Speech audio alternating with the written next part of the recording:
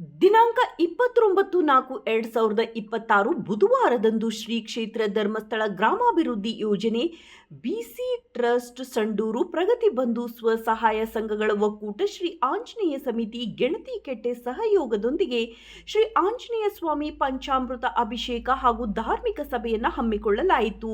ಗೆಣತಿಕಟ್ಟೆ ಗ್ರಾಮದ ಸಮುದಾಯ ಭವನದಲ್ಲಿ ಈ ಕಾರ್ಯಕ್ರಮವನ್ನು ಹಮ್ಮಿಕೊಳ್ಳಲಾಯಿತು.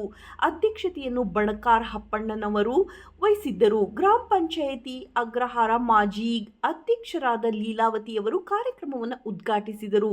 ಸಂಸ್ಥೆಯ ಜಿಲ್ಲಾ ನಿರ್ದೇಶಕರಾದ ರೋಹಿತಾಕ್ಷ ಯೋಜನೆಯ ಹಿನ್ನೆಲೆ ವಾರದ ಸಭೆ ಹಾಗೂ ಧಾರ್ಮಿಕ ಸಭೆಯ ಬಗ್ಗೆ ಮಾತನಾಡಿದರು. ಈ ಕಾರ್ಯಕ್ರಮದಲ್ಲಿ ಉಪನ್ಯಾಸವನ್ನು ಸೋಮಶೇಖರ್ ಹಿರೇಮಠ್ ಇವರು ಧಾರ್ಮಿಕ ಮನೋಭಾವನೆಯ ಬಗ್ಗೆ ಮಾಹಿತಿ ಮಾರ್ಗದರ್ಶನ ನೀಡಿದರು.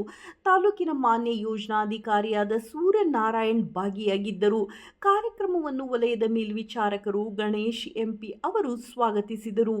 ಜ್ಞಾನ ವಿಕಾಸ ಸಮನ್ವಯ ಅಧಿಕಾರಿಯಾದ ಕವಿತಾ ನಿರೂಪಿಸಿದರು. ಈ ಕಾರ್ಯಕ್ರಮದಲ್ಲಿ ಸೇವಾ ಪ್ರತಿನಿಧಿಗಳು, ಸಿಎಸ್ಸಿ ಸೇವಾದಾರರು, 7 ಒಕ್ಕೂಟದ ಪದಾಧಿಕಾರಿಗಳು ಹಾಗೂ ಊರಿನ ಗ್ರಾಮಸ್ಥರು ಭಾಗಿಯಾಗಿದ್ದರು.